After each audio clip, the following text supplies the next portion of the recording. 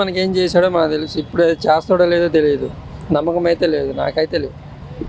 ఇప్పుడు పెన్నెల రామకృష్ణారెడ్డిని కూడా అంటే సెంట్రల్ జైలుకి తరలించారు కదా సార్, దాని మీద మీ అభిప్రాయం? అభిప్రాయం అంటే ఏముంది, తప్పు చేసినప్పుడు ఎవరైనా శిక్ష పడక తప్పదు. అంటే కేవలం అక్రమమైనటువంటి కేసులే పెట్టారు, నిందలు వేశారు అని అంబటి రాంబాబు కూడా అంటున్నారు. దీన్ని ఎలా చూడొచ్చు అంటారు? అంబటి రాంబాబు వ్యాఖ్యలు నిజమేనంటారా? ఒకరి మీద ఒకరు నిందలు వేసుకోవడమే కదండి మన ప్రభుత్వం నుండి ప్రతి మంత్రికి ఎమ్మెల్యేలకు అలవాటు అయిపోయింది. అక్కడ నిజమనేది ఎవరు బయటికి చెప్పరు కదా, బయటికి రానియరు కూడా. ఏ ప్రభుత్వం ఉంటే వాళ్ళది అధికారం, వాళ్ళకి నచ్చినట్టు వాళ్ళు వ్యవహరిస్తారు. వీళ్ళుంటే వీళ్ళది, వాళ్ళుంటే వాళ్ళది. అదే జరుగుతుంది అక్కడ ఆంధ్రప్రదేశ్లో. ఇప్పుడు కార్యాలయాలు కూల్చినట్టు కూడా మా మీద కక్షలు కట్టి ఈ విధంగా చేస్తున్నారని కూడా పేర్కొంటున్నారు. ఒకసారి టీడీపీది కూల్చివేశారని చెప్పి ఈసారి వైసీపీది కూల్చివేశారు. వీళ్ళు అంటారు కక్షపూరిత రాజకీయాలు మనకొద్దు, మన ప్రజల కోసం సేవ చేద్దామని చెప్పిన చంద్రబాబు నాయుడు గారు, పవన్ కళ్యాణ్ గారు మళ్ళీ వీళ్ళు కూడా కక్షపూరిత చేస్తున్నారు కదా. ఇప్పుడు వాళ్ళకి వీళ్ళకి పెద్ద తేడా ఏం లేదు కదా. ఇంక ఇప్పుడు స్టార్ట్ అయింది కాబట్టి టీడీపీ ప్రభుత్వం ఏంటనేది తర్వాత చూద్దాం. ఇప్పుడు ఇసుక అనేది గతంలో అంటే చేతిరాత వల్ల బిల్లులు, అంటే రాతపూర్వకమైనటువంటి బిల్లుల వల్ల కొన్ని అక్రమాలు అనేవి జరిగినాయి. అలా లేకుండా ఆన్లైన్ ద్వారా తీసుకువద్దాము, అంటే ఆన్లైన్ అనేది ప్రవేశపెడదామని అంటున్నారు. అది సవ్యమేనంటారా? అంటే దానివల్ల మేలే అంటారా సమాజానికి? ఏమో అండి, చెప్పలేము. వీళ్ళు చేస్తారని నమ్మకం అయితే లేదు ప్రస్తుతానికి. నేనైతే నమ్మట్లేదు. నేనే కాదు, ప్రజలు కూడా. ఎందుకంటే నిన్నగాక మొన్న ఏదో ఇసుక సంబంధించింది ఏదో గొడవలు జరిగినాయి. వాళ్ళు ఆడవాళ్ళు కొట్టుకున్నారంట, మళ్ళీ ఆపారంట. మరి ఇలాంటి ఏదో ఒకటి దొరికిద్ది, దాన్ని చూసుకొని ఇంకా ఆపేస్తూ ఉంటారు. అదే ఇప్పుడు ఇసుక అనేది ఆ విధంగా చేయడం వల్ల మేలేనంటారా? చేస్తారా? మేలే, కానీ చెయ్యరు కదా. చెయ్యరు అనుకుంటున్నాను నేను. చేస్తే మంచిదే. 5 ఏళ్లలో వాళ్ళు ఎటువంటి ఏం చేయలేదు, ఇట్లా అక్రమాలు జరిగాయి, ఇసుకల మీద ఇట్లా అక్రమాలు దోపిడీ అలాంటివి చేశారు. అలా మేము చేయకుండా ఈ విధంగా మేము ఆన్లైన్ ద్వారా ఇటువంటి ప్రక్రియ అనేది మొదలు పెడుతున్నామని వ్యాఖ్యానించారు టీడీపీ వ్యక్తులు. అక్రమాలు అనేది అక్కడ జరిగి ఇప్పుడు వారు ఏమో వీళ్ళు వచ్చాక అక్రమాలు జరిగాయి అని అంటున్నారు. అయితే ఆ ప్రభుత్వంలో అక్రమాలు అయితే అక్కడ కనిపించలేదు, కానీ ఇసుక అయితే అమ్మారు, ప్రభుత్వ పరంగా అమ్మారు. మరి ప్రభుత్వ పరంగా అమ్మారు, ఆ డబ్బుల ద్వారా పథకాలు పంచారని నేను అనుకుంటున్నా. ఇప్పుడు ముద్రగడ పద్మనాభం గారు, సీనియర్ ఎన్టీఆర్ గారు రాజకీయాల్లోకి వచ్చినప్పుడు సినిమాలు అనేవి ఆపేశారు అని వ్యాఖ్యానించారు అప్పుడు. ఇప్పుడు పవన్ కళ్యాణ్ గారు అంటే సినీ ఇండస్ట్రీని ఆపుతారంటారా, లేకపోతే రాజకీయాల్లోనే కొనసాగుతారంటారా? లేదండి, ఆపరండి. సినీ పిల్ల ఆపరు. సినిమానే, రాజకీయమే కదా. అంటే సీనియర్ ఎన్టీఆర్ గారు ఎలాగైతే రాజకీయాలు కేవలం ప్రజల సేవకే వచ్చారు కదా, ఆ విధంగా వచ్చే అవకాశం ఉంటుందంటారా? నమ్మకం లేదండి. ఎందుకంటే ఎన్నో రకాలుగా చెప్పారు పవన్ కళ్యాణ్ గారు.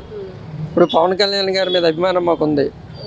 మేము నిజంగానే పవన్ కళ్యాణ్ అభిమానులమే. కానీ మనము ఇంతకుముందు బీజేపీతో కలవమని చెప్పి బీజేపీని కలిపి టీడీపీని తిట్టి టీడీపీలో కలిసి అది చేస్తాయి, వాళ్ళ ద్వారా వాళ్ళు అలాంటోళ్ళు ఇలాంటోళ్ళు అని చెప్పి మళ్ళీ వాళ్ళలోనే కలిసి వాళ్ళకంటూ ప్రత్యేకంగా అందరూ కలిసి కూటమై ప్రభుత్వాన్ని ఏర్పాటు చేశారు.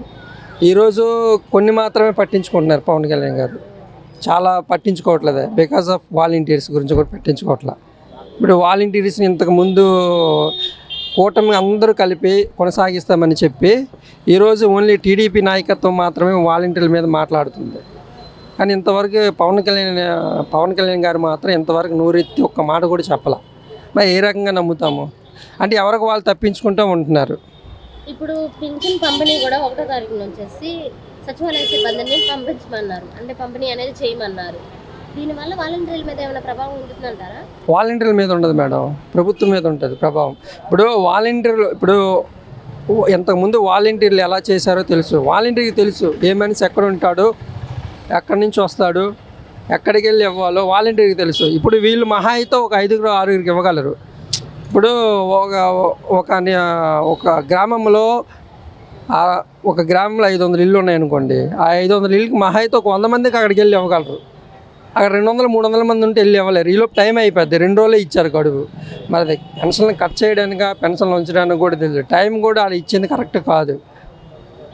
ఇప్పుడు వాలంటీర్ చేసే పనుల్ని సచివాలయ సిబ్బందికి ఇవ్వడానికి వెనుక ఏదన్నా ఆంతర్యం ఏమన్నా ఉందంటారా? ఆంతర్యం ఏమి ఉండదండి. కాకపోతే వాళ్ళైతే 2 రోజుల్లో పెన్షన్లు పూర్తి చేయలేరు. దానివల్ల వ్యతిరేకత ఎక్కువైద్ది. సచివాలయం స్టాఫ్ మీద కూడా దాడులు జరగడానికి కూడా అనుకూలం ఉంది. చెప్పలేం, కొట్టవచ్చు, వాళ్ళ మీద దాడులు కూడా జరగచ్చు. ఇది వాలంటీర్ ద్వారా జరిగేదైతేనే బాగుంటుంది. సచివాలయం స్టాఫ్ ద్వారా అసలు జరిగే పనే కాదు. అంటే నేను వస్తే 3 ఏళ్ళు ఇస్తానని జగన్ గారు అని చివరిలో అంటే 5 ఏళ్ళ తర్వాత అంటే దిగిపోయే ముందు 3 ఏళ్ళు అనేది ఇవ్వడం జరిగింది. మేము అలా కాకుండా మొదట్లో 4 ఏళ్ళు ఇస్తున్నాం, 4 ఏళ్ళు ఖచ్చితంగా ఇస్తున్నాము అని టీడీపీ వ్యక్తులు ఆరోపిస్తున్నారు. అది నిజమేనంటారా? 4,000 ఇస్తామంటున్నారు, ఇంక జరగలేదు కదా. చూద్దామండి ఏం జరిగిద్ది అనేది. ఇప్పుడు మా ఇళ్ళకి వచ్చారు, సచివాలయం స్టాఫ్ ఇంటికి వచ్చి తమ్ములు వేసుకుంటున్నారు. నీకు డెత్ సర్టిఫికేట్ ఉండాలి, నీకు సదరన్ సర్టిఫికేట్స్ ఉండాలి, సర్టిఫికేట్స్ ఉంటేనే నీకు పెన్షను అని చెప్పి వచ్చి తమ్ములు వేసుకుంటున్నారు. మరి అది పెన్షన్లు ఇవ్వడానికా లేకపోతే పెన్షన్లు రద్దు చేయడానికా?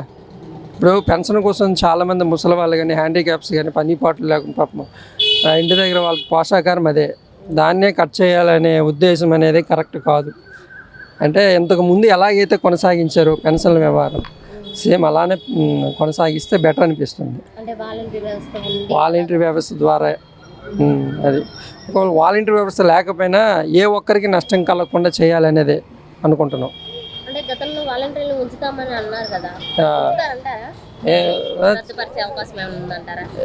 మొన్న అంటే ఎలక్షన్ ముందు వరకు, ఎలక్షన్ అయిపోయిన మొన్నటి వరకు కూడా ఉంచుతా అన్నారు. ఈరోజు వాలంటీర్ల గురించి ఎవరు ప్రస్తావించట్లా. ఒకడేమో వెళ్ళిపో అంటాడు, ఒకడేమో వాలంటీర్కి నో ఛాన్స్ అంటాడు. రాజీనామా చేసిన వాలంటీర్లు అసలు మేము ఇతరుల మీద కేసులు పెట్టండి అని కక్షపూర్వకంగా వాళ్ళని రెచ్చగొట్టడం, ఇదేనా అండి రాజ్యం అంటే? ప్రజల తాలూకా ఆలోచనలు కూడా అలా ఉండవు కదా. ఇప్పుడు వీళ్ళు అన్నారు మా కక్షపూరిత రాజకీయాలు ఏం లేవు అన్నప్పుడు వాలంటీర్ల ద్వారా వాళ్ళ మీద కేసులు పెట్టడం అనేది కరెక్ట్ కాదు కదా. ఇప్పుడు వాళ్ళ ద్వారా వాలంటీర్లు వచ్చారు, కిందట ప్రభుత్వం ద్వారా వాలంటీర్లు వచ్చారు. వాలంటీర్లు వచ్చినప్పుడు వాళ్ళు ఎవరు బలవంతం చేయలే. నీకు ఈ ప్రభుత్వం ఇష్టమైతే ఇంత తరపున మీరు ప్రచారం చేయాలనుకుంటే రాజీనామా చేయండి అన్నారు. అలాగే చాలామంది వాలంటీర్ రాజీనామా చేశారు. ఇది ఎందుకంటే ఇది నేను చూశాను కాబట్టి నా కళ్ళతో, అంతేగాని ఎవరి ఇష్టానుసారంగా వాళ్ళు చేశారే కానీ ఎవరు వచ్చి వాళ్ళని ఏం బలవంతం చేయలే.